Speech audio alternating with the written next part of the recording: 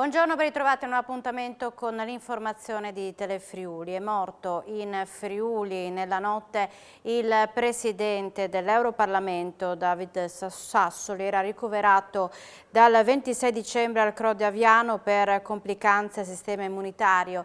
Il giornalista e politico si è spento a 65 anni. A ottobre, sempre per problemi di salute, aveva dovuto rinunciare alle commemorazioni per la tragedia del Vajont. Il presidente del Parlamento europeo, David Sassoli, è morto nella notte al centro di riferimento oncologico di Aviano, dove era ricoverato dal 26 dicembre per una complicanza al sistema immunitario. A dare la notizia è stato il suo portavoce, Roberto Cuillo. Dopo 2 settimane di cure nell'Istituto Pordenonese, in seguito all'aggravarsi del quadro clinico nelle ultime ore, Sassoli si è spento all'1:15 di oggi, all'età di 65 anni. Nel più rigoroso riservo, come lui aveva voluto, il nostro servizio sanitario al CRO di Aviano lo aveva seguito, ha commentato il vicepresidente della regione Riccardo Riccardi, che ha sottolineato come alla politica mancherà un uomo di valore, un grande europeo. Da volto familiare del TG1 a presidente del Parlamento europeo, quella di Sassoli, nato a Firenze, è stata una vita divisa fra il giornalismo e la politica come esponente di spicco del Partito Democratico, fino a diventare nel 2019 presidente dell'Europarlamento.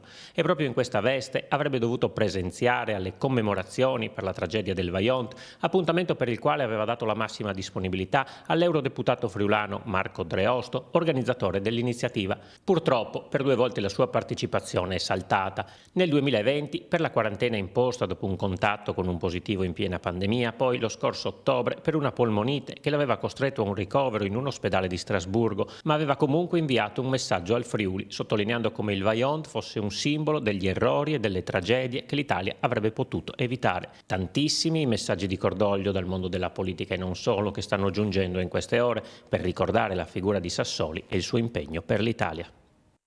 Con la scomparsa di David Sassoli se ne va un appassionato e fine politico, un lutto che ci rattrista e che rappresenta una grande perdita per tutta la comunità. Così il governatore della regione del Friuli Venezia Giulia, Massimiliano Fedriga, commenta la scomparsa del presidente del Parlamento europeo, spentosi nella notte al CRO di Aviano. Oltre che un cronista molto attento ai profili umani delle persone, ancora le parole di Fedriga, Sassoli è stato un uomo delle istituzioni, un europeista convinto, difensore della democrazia e dei valori dell'Unione. La cronaca: un anziano è morto e 3 bambini sono rimasti leggermente feriti nello scontro avvenuto questa mattina a Carlino tra l'auto condotta dall'uomo e uno scuolabus su cui viaggiavano 7 alunni dell'asilo. Siamo a Carlino, lungo la vecchia provinciale 3 che poi porta a Marano Lagunare.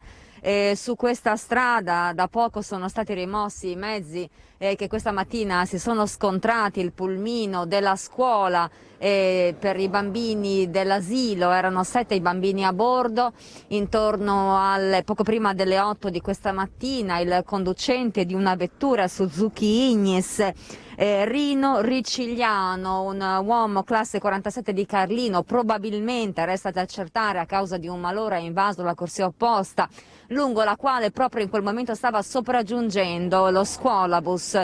Lo scontro purtroppo è stato inevitabile, il conducente della Suzuki è rimasto ucciso e 3 dei 7 bambini che viaggiavano sullo scuolabus sono rimasti feriti, fortunatamente in maniera non grave, trasportati all'ospedale di Latisana solo per accertamenti. Avrebbero riportato solo delle scoriazioni, delle tumefazioni, tanta paura naturalmente per gli altri bambini, l'accompagnatrice sotto shock, illeso il conducente del pulmino. Sul posto i vigili del fuoco del distaccamento di Cervignano del Friuli insieme all'ambulanza della Croce Rossa di Palmanova e della Croce Verde di Cervignano del Friuli. Rilievi, accertamenti e viabilità dei carabinieri della stazione di San Giorgio di Nogaro.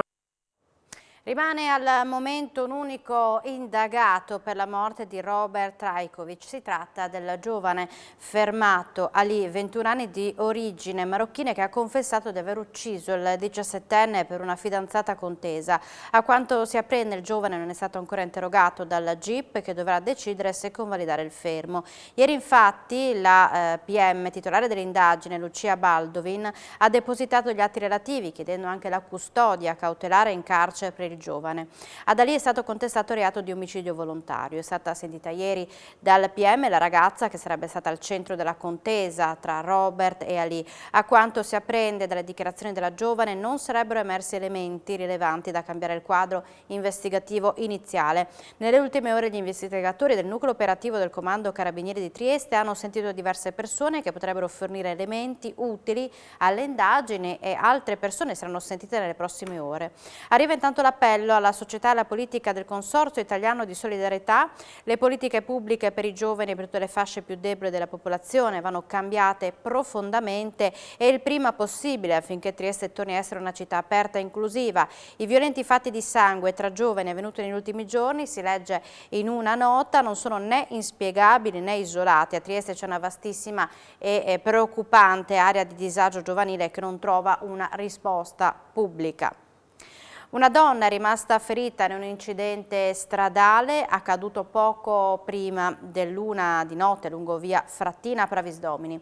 Per cause al vaglio dei carabinieri ha perso il controllo della macchina ed è andata a finire lungo l'area ciclabile dopo aver abbattuto una decina di paletti di delimitazione. Fortunatamente non è rimasta ferita in maniera grave ed è stata trasportata per accertamenti all'ospedale di San Vito al Tagliamento. Paura a Cosiano per una rapina nella farmacia di Largo Municipio. Intorno alle 18 un malvivente è entrato nel negozio con indosso una mascherina. Inizialmente pareva un normale cliente, invece si è subito mostrato armato di un taglierino e ha minacciato la farmacista intimandole di consegnare i soldi che aveva nella cassa. La donna, residente nel Friuli Occidentale, pur spaventata, non ha reagito e ha consegnato il denaro, qualche centinaia di euro in banconote di vario taglio. Rapinato dal suo portafoglio anche un cliente, il malvivente si è poi allontanato rapidamente con un'auto facendo perdere le sue tracce. Sul posto sono intervenuti i carabinieri di Maiano. Per la farmacista fortunatamente non si è reso necessario il ricorso al personale sanitario, la comunità del paese è rimasta scossa. La notizia si è diffusa rapidamente ieri sera, solidarietà è stata espressa alla farmacista.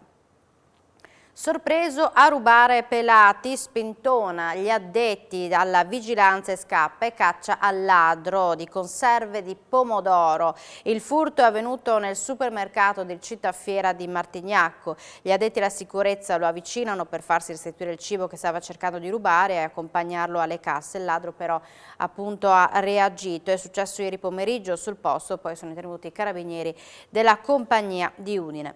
Infortunio sul lavoro ieri a Porto Nogaro, 2 operai stavano eseguendo dei lavori di manutenzione nel vano motore di un'imbarcazione quando uno dei due è caduto dalla scala. Il collega ha chiamato il 112 e sul posto è intervenuta un'ambulanza che ha trasportato il ferito all'ospedale di Palmanova. L'uomo, un cittadino straniero di 43 anni, residente a Monfalcone, dipendente di una ditta con sede nella città dei cantieri, ha riportato diverse tumefazioni.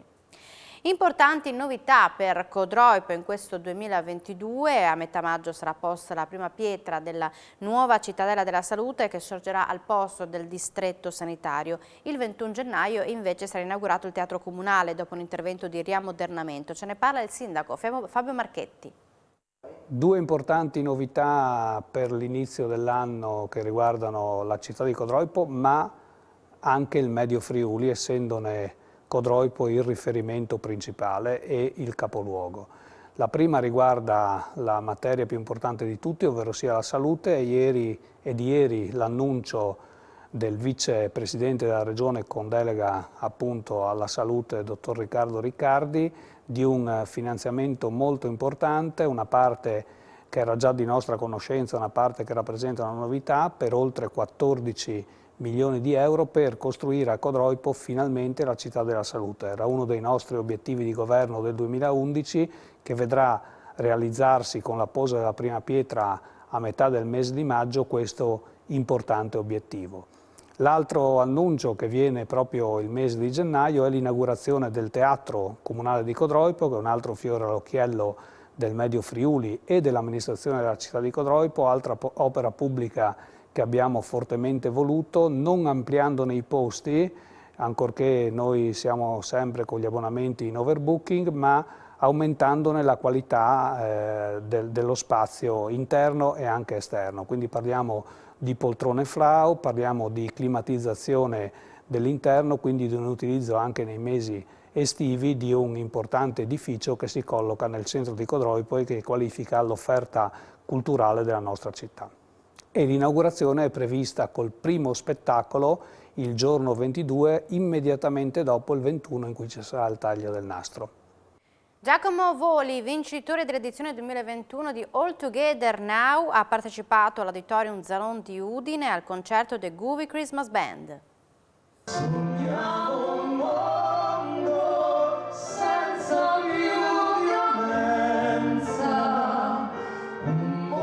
Era stato programmato il 27 dicembre, il concerto recuperato domenica 9 gennaio all'Auditorium Zanon della The Groovy Christmas Band, con un programma di pop e rock dei giganti che hanno segnato la storia della musica degli anni 60 e 90, da Stevie Wonder a Jimi Hendrix, da AC/DC a Deep Purple a Black Sabbath, ma anche Mariah Carey e Céline Dion. Un appuntamento organizzato dall'associazione Living Music e The Groovy Factory con contributo del Comune di Udine e Turismo Friuli Venezia Giulia, con sul palco la citata The Groovy Christmas Band, formazione diretta da Rudy Fantin all'organo Hammond, con Giorgia Colleluori alla voce, Paolo Moretto alla chitarra, Giovanni Toffoloni al basso e Marco Vattovani alla batteria. Ospite d'onore dell'evento Giacomo Voli, vincitore 2021 del programma televisivo All Together Now. Il cantante di Correggio ha iniziato a suonare da piccolo, con la passione per la musica trasmessagli dal nonno, insegnante e cornista. Nel 2014 Giacomo ha partecipato al programma televisivo The Voice of Italy, classificandosi secondo dopo Suor Cristina. Fra i brani in scaletta all'evento, aperto con The Chicken di Jaco Pastorius, sono seguiti Sign Seal Delivered, I Wish e Sir Dick di Stevie Wonder, un tuffo nell'atmosfera natalizia con Holy Night, Notte Santa di Mariah Carey e Docking Around the Christmas Tree di Brenda Lee, per concludere con We Are the Champion dei Queen e Paranoid dei Black Sabbath.